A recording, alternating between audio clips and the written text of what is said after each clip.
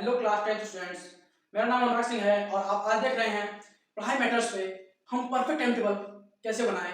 और ये बस टाइम टेबल ऐसे लोगों के लिए नहीं है जिसका पढ़ाई से चल रहा है, ये ऐसे लोगों के लिए भी है जो मार्क्स अच्छे नहीं बना पा रहे हैं लेकिन बहुत परेशान हैं और वो काम की वजह, स्टडी की वजह वो सोचने में लगा दे रहे हैं बहुत ज़्यादा समय और सोच सोच के दुखी हो रहे हैं। तो इन ऐसे लोगों के लिए खासकर ये वीडियो है। और अब आपका प्री बोर्ड चल ही रहा होगा, नवंबर चल रहा है, तो मैं इसीलिए जो भी 10 दिन बचे हैं नवंबर के, या तो आप प्री बोर्ड में दे दो या फिर मैंने इसको डायरेक्ट छोड़ दिया है। तो मैंने कहाँ से काउंट किए हैं, मैंने काउंट किए हैं दिसंबर और जनवरी, तो दोनों मंथ में 31 डेज होते हैं, तो दोनों को मिला के 62 डेज आ जाते हैं अपने पास। तो क्या इसका मतलब है भैया? इसका मतलब ये है कि हमारे पास टाइम तो अच्छा खासा है जिसमें हम अपने जो पास्ट में की गई गलतियां हैं हम उनको सुधार सकते हैं और साथ ही साथ हम अपने मार्क्स को एक तरफ लिफ्ट भी कर सकते हैं। अगर हमारा प्रिपरेशन 30% पे है तो हम इसे कम से कम, हमारे पास अभी भी चांस है कि हम 90 प्लस कर सकते हैं। और बस एक बात है ये करने की, जो अगर तुमने ठान लिया तो तुम करके दिखाओगे। और ये परफेक्ट टाइम टेबल सिर्फ लिखने के लिए मैंने नहीं लिख दिया है, मैं ऐसा बताऊंगा जो तुम्हारा क्लास बंद हो जाएगा। दिसंबर में मैक्सिमम बंद हो जाते हैं स्कूल्स और प्री बोर्ड होते रहते हैं, तो मैंने उसको देखते हुए प्रॉपर अब जितना हो चुका उसको वापस नहीं लाया जा सकता, लेकिन क्या हम 62 डेज में एक अच्छे मार्क्स को पा सकते हैं? तो बिल्कुल हाँ। अब कैसे पाएंगे? ऐसे नहीं पाएंगे कि हाँ बोल दिया मैंने हवा में तो हो जाएगा, नहीं। मैं बात करता हूँ एकदम प्रैक्टिकल पॉसिबल चांसेस की। और हमें ये नहीं कि हमें हावर कम कर देने हैं अपने पढ़ने के, इसमें भी तुम देखोगे तो तुम्हें अच्छा खासा समय मिलेगा। अब जैसे 62 डेज है यहाँ पे ना, तो यहाँ पे जानते हो तुम्हारे पास, अगर मैं साइंस की बात करता हूँ तो 14 चैप्टर है ना, 14 चैप्टर है, तो 14 चैप्टर सिर्फ लॉन्ग चैप्टर नहीं है। और तुम्हें भी पता है कि तुमने कुछ ना कुछ जरूर पढ़ा है, अगर मान लो नहीं भी पढ़ा है, जीरो पे हो तुम, ठीक। लेकिन अगर तुम्हारे पास 14 चैप्टर है, 62 डेज है, तो सोच लो और कितने दिन आएंगे इसमें में से, कम से कम जो 14 चैप्टर है, कम से कम इसमें में से कितने नहीं तो कम से कम 4 चैप्टर, मैं तुम्हारा बहुत चैप्टर मान लेता हूँ कि तुम्हें मान लो पढ़ने में दिक्कत आ रहा है, लेकिन कम से कम 4 चैप्टर ऐसे होंगे जो तुम्हें भी लग रहा होगा कि ये मतलब अच्छा खासा शॉर्ट है। तो शॉर्ट के लिए तुम 3 दिन से दे सकते हो, 4 दिन दे सकते हो ना, ठीक है। और उसी को कन्वर्ट करने के लिए तुम अगर लोगे तो तुम्हारे पास बचते कितने हैं, जो भी छोटे छोटे चैप्टर हैं पहले उनको टारगेट करो, जो तुम्हें इजी लगता है उसे टारगेट करो। पहले हमारा वहां तक पोर्शन जो है वो मजबूत हो जाना चाहिए, ताकि हमें जानते हो सेल्फ मोटिवेटेड रहना है। हमें मोटिवेशन के लिए वीडियो देखने की जरूरत नहीं है, वीडियो देखने से कोई मोटिवेटेड नहीं रह सकता। और अगर रहोगे 1 घंटे रहोगे की बजाय मान लो 6 घंटे रहोगे, उसके बाद क्या फिर से वही जाओगे मोटिवेशन वीडियो देखने? तो यहां से हमको चलना है, हमको पूरे सिस्टमेटिक ढंग से चलना है। अब देखो यही बात करता हूं मैं कि अब 62 डेज, 62 तुम्हें सिर्फ दिख रहे होंगे 2 महीने, तो यहाँ पे आते पूरे तरीके से तुम खाली हो। मैंने फरवरी क्यों नहीं लिया है? क्योंकि फरवरी में एग्जाम आ सकता है, और अगर एग्जाम नहीं आ सकता तो उस समय मान लो इतने ज्यादा तुम अंदर से प्रेशर महसूस कर रहे होगे एग्जाम का कि तुम्हें दिक्कत आ सकती है। तो उसके लिए क्यों ना हम थोड़ा आराम से चलें। और हमारे पास 62 डेज है भाई, ये ध्यान रखो, 62 डेज बहुत दिन होते हैं अगर तुम रोज का रोज पढ़ो तो। अगर देख लो, अगर मैंने यहाँ पे पहले ये बात की है कि हमारे पास क्या है, मैथ है, साइंस है, इंग्लिश है, हिंदी है और एसएसटी है। अब कोई कोई जो होंगे वो लैंग्वेज अलग से पढ़ते होंगे तो उनके पास 6 सब्जेक्ट होंगे, और लेकिन मैक्सिमम लोगों के पास 5 सब्जेक्ट होंगे। तो उनके हिसाब से भी मैंने ये बता रहा हूँ, बस उसको अप्लाई आपको उसके हिसाब से करना है। अब मैथ के लिए हमें क्या करना है, मैथ के लिए अब हमें ज्यादा कुछ करने की जरूरत नहीं है, हमें ज्यादा जो साइड बुक होते हैं उसके पीछे पढ़ना ही नहीं है। इस समय हमारा बस टारगेट होना चाहिए एनसीईआरटी। एनसीईआरटी करना है भैया, बस एनसीईआरटी करना है तो एनसीईआरटी करना है, साथ ही साथ प्रीवियस ईयर क्वेश्चन करना है। और कितने साल के? 5 साल के। उसके बाद तुम्हें सैंपल पेपर भी नहीं देने हैं, उसके बाद तुम्हें जाना है, तुम्हें जो तुम साइड बुक के क्वेश्चन जो होते हैं वो क्वेश्चन करने हैं हमें, जो हमें लगता है कि नहीं इसमें दिक्कत आ रहा है, जो हमने नहीं किया हो। ये नहीं कि एक ही क्वेश्चन किया है उसी को 3 बार कर रहे हैं, ऐसा नहीं करना है। और साइंस की बात करें तो साइंस में हमें NCERT plus previous year question करने हैं, वही सेम टू सेम करने हैं। बस इसमें ये है कि इसमें प्रैक्टिस करनी होती है, इसमें थोड़ी सी कम प्रैक्टिस करनी होती है, प्रैक्टिस इसमें भी करनी पड़ती है लेकिन थोड़ी सी कम करनी पड़ती है। और इंग्लिश उसके बाद आता है। इंग्लिश के लिए क्या करना है? पहली बात तो समरी, अगर तुमने नहीं लिखा है तो यूट्यूब से तुम देख सकते हो या फिर तुम कमेंट करोगे तो मैं तुम्हें इंग्लिश कंप्लीट करवा सकता हूँ। और ग्रामर सेक्शन में के लिए तुम या तो एक एक वीडियो देखते जाओ, प्रैक्टिस करते जाओ, एक एक वीडियो देखते जाओ, प्रैक्टिस करते जाओ। तुम्हारे पास एक ही मूल मंत्र है, यूट्यूब पे पूरा कंटेंट है, उसके लिए तुम्हें बाय करने की जरूरत नहीं है किसी भी बैच को। बस तुम्हें बस ये करना है कि एक सिस्टमैटिक ढंग से तुम्हें चलना है। अब हिंदी की बात करें, हिंदी में क्या करना है, अपने को बस समरी पढ़नी है। समरी पढ़नी है, रोज आधे घंटे में एक स्टोरी खत्म कर देनी है, तो हमारा यहाँ से हिंदी का जो बर्डन होगा वो खत्म हो जाएगा। और अगर उसके बाद हम बात करें एसएसटी की, तो एसएसटी के लिए क्या करना है, अगर तुम्हारे पास समरी है, तुमने नोट्स बनाए हैं तो नोट्स से कर लेना, अगर नोट्स भी नहीं है तो भैया वन शॉट देखो और शॉर्ट नोट्स बनाओ, वन शॉट देखो शॉर्ट नोट्स बनाओ। उसके बाद क्या करना है, प्रीवियस ईयर क्वेश्चन, क्या करना है, प्रीवियस ईयर क्वेश्चन। अब ये तो बात हो गई सब्जेक्ट्स की, कैसे कैसे सब्जेक्ट्स हैं उनके हिसाब से हमें स्टडी बनानी है, तो हम उसके हिसाब से चलेंगे, ना कि यहाँ पे क्रिकेट चल रहा है तो हम उसको पैर से खेलने लगेंगे। इसलिए जो यहाँ पे जिस चीज का काम हो हमें वैसे उसको उस तरीके से करना है ताकि हम एक अच्छे वे में कर सकें और हमारा मार्क्स भी बढ़ सके। तो ये घबराने की जरूरत नहीं है कि मेरा सिलेबस कितना हुआ है कितना नहीं हुआ है, बस आपको सिस्टमैटिक ढंग से करने की जरूरत है, सोचने की जरूरत है। और भाई अपने ऊपर विश्वास रखो, तुम 9th में कितना मार्क्स आया था वो फर्क नहीं डालेगा, तुम्हारा मार्क्स प्री बोर्ड में कितना आया है अभी आ रहे हैं, तुम उसको मत देखो, तुम्हें तो बस अपने काम पे ध्यान देना है।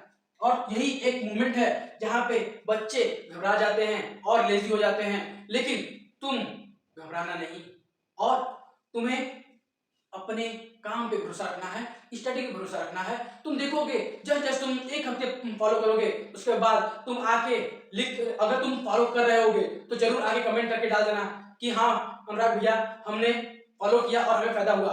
अगर फायदा नहीं हुआ तो बोलना, क्योंकि कुछ ना कुछ तो तुम जहाँ पे अगर लैग कर रहे होगे ना, तुम्हें रिवीजन का भी टाइम मिल जा रहा है इसमें। अब हम बात करते हैं टाइम टेबल की। अब नवंबर के 10 दिन चले गए, मैंने मान लिया है कि चला गया मान लो, क्योंकि इसमें प्री बोर्ड हो रहे होंगे तुम्हारे, तो मैं यहाँ पे दे दे रहा हूँ 10 डेज।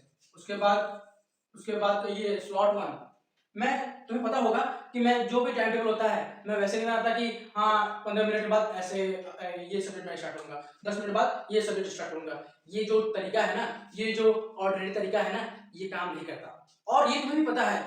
इसीलिए इसी की वजह से टाइम टेबल फॉलो नहीं हो पाता।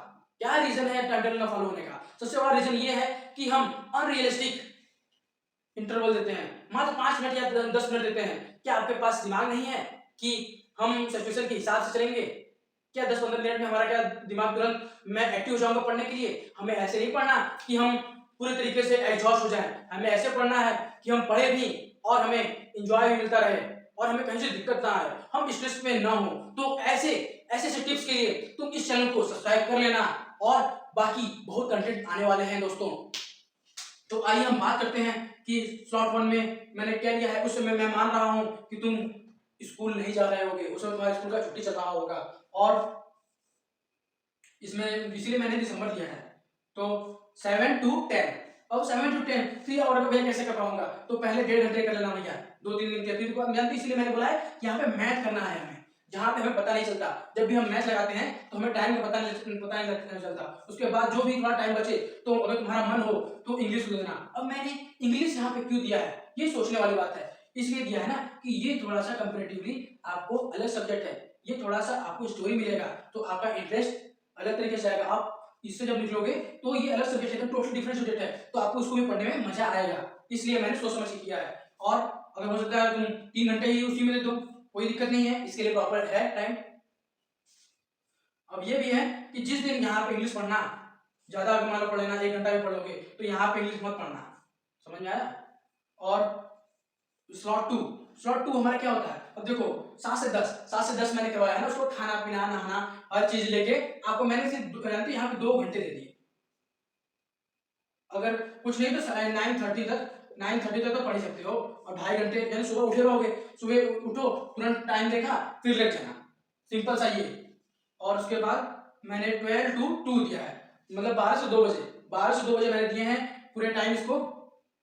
तो आपको यहाँ पे 2 घंटे आपको यहाँ मिल गया और यहाँ पे 2 घंटे सिर्फ साइंस को देना है। यहाँ पे कोई अल्टरनेट सब्जेक्ट नहीं आएगा, साइंस मतलब साइंस। और उसके बाद क्या होता है स्लॉट 3, अपना स्लॉट 3 मैंने फिर उसके बाद कितने घंटे का गैप दिया, देखो ध्यान से मैंने 4 घंटे का गैप दिया है। और तुम्हें इसमें खेलना है, सोना है, टीवी देखना है और भी कुछ भी काम करना है वो तुम कर सकते हो, या फिर फैमिली टाइम स्पेंड करना है वो कर सकते हो।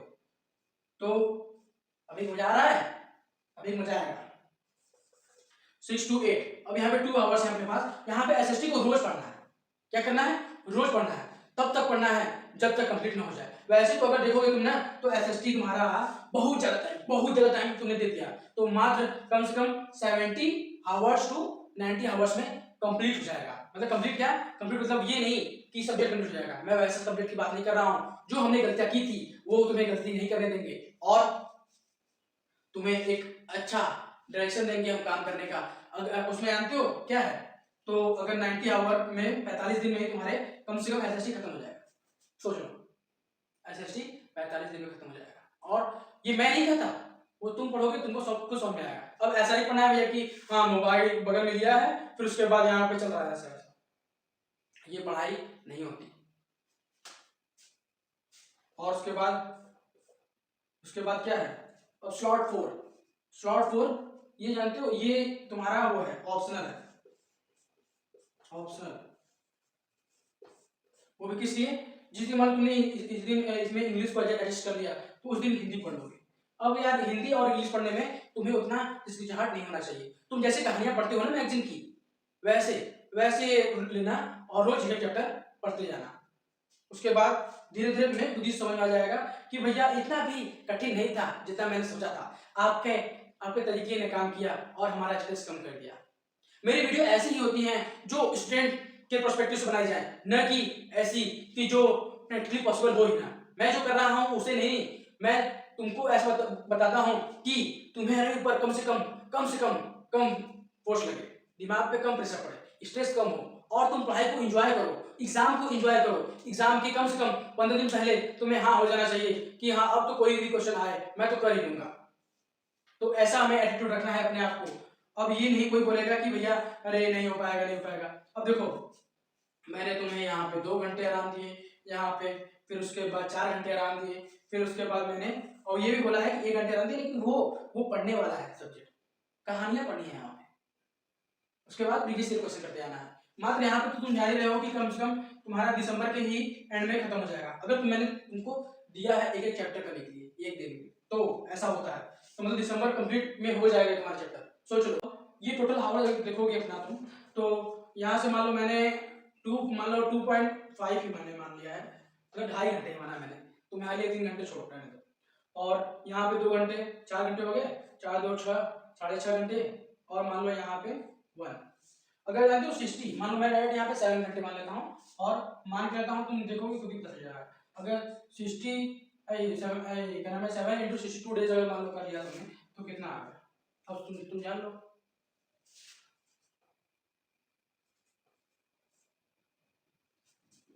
सोच लो 434 घंटे, 434 घंटे कुछ कहाता है।